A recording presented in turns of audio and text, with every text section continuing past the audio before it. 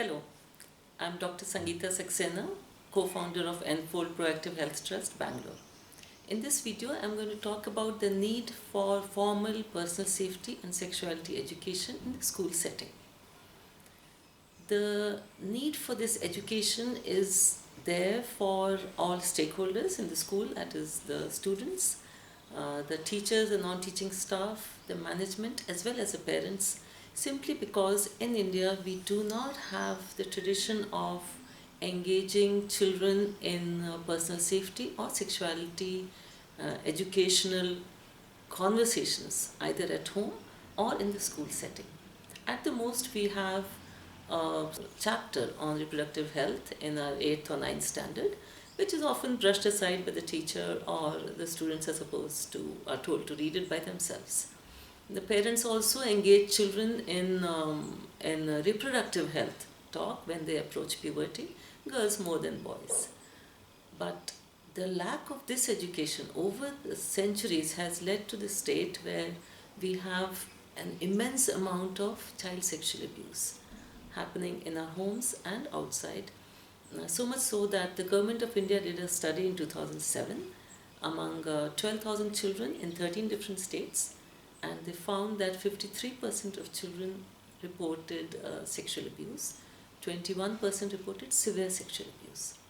So the need of the hour is personal safety education on a large scale, at home, in schools, in the community, through the media, through every channel that we can reach the child. And schools obviously are the main focus here. So what is required now, and this is 2018, the study was in 2007. The need is that from first standard itself, we tell the children in a very natural and normal and non-threatening manner what are the personal safety rules, just like we teach traffic rules, and what to do, how to follow them, and how to report a person who breaks these rules.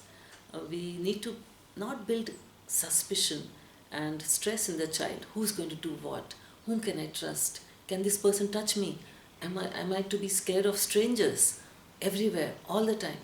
No. The world needs to be presented to the children in a very natural, realistic, and as a safe place where there are people who break rules, and these are the people who can be identified because they break the rules that we have already spelled out: rules about clothing, rules about touching, rules about talking. And with that, we also have to introduce the idea that shame is not a part of the body, that shame comes from our behavior. It is not something that we get just because of our age or position or power or money, but it is something that comes to me through my behavior. With these inputs, what we have found over the last 15, 16 years is that children feel much more confident about reporting abuse, any form of abuse, and they don't feel the guilt of not having been able to prevent it, because they understand that they are children, and we can't really control what another person does to us.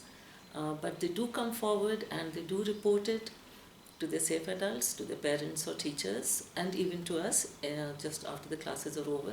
Children do come up and report the abuse that they have faced.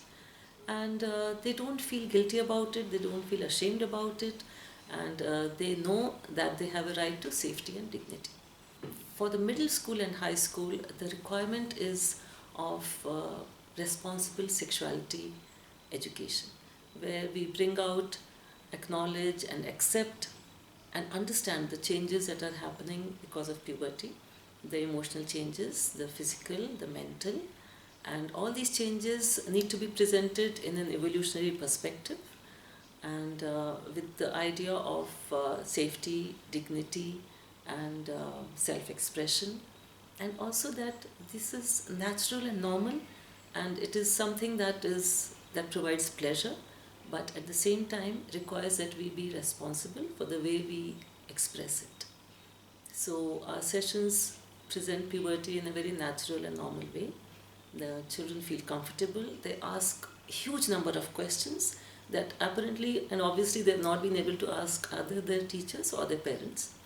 Many of them have searched the internet, and that has led them to even more confusion.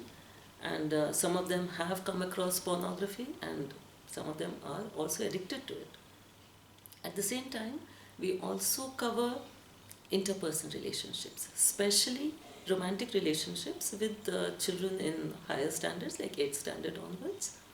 And here we bring out safety in the relationship, we bring out respect and no harm either to yourself or to the other person.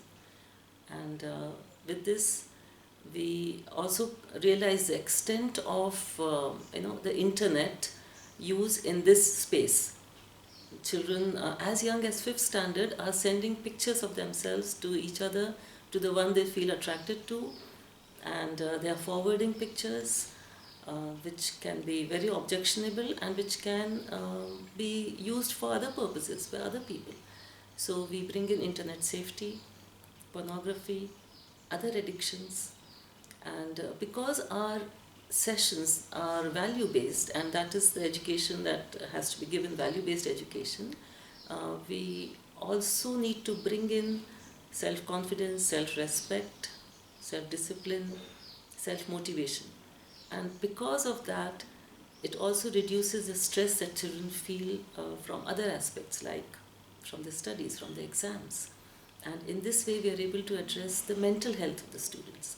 For primary school children, we address anger, teasing, taunting, sadness, and even stress.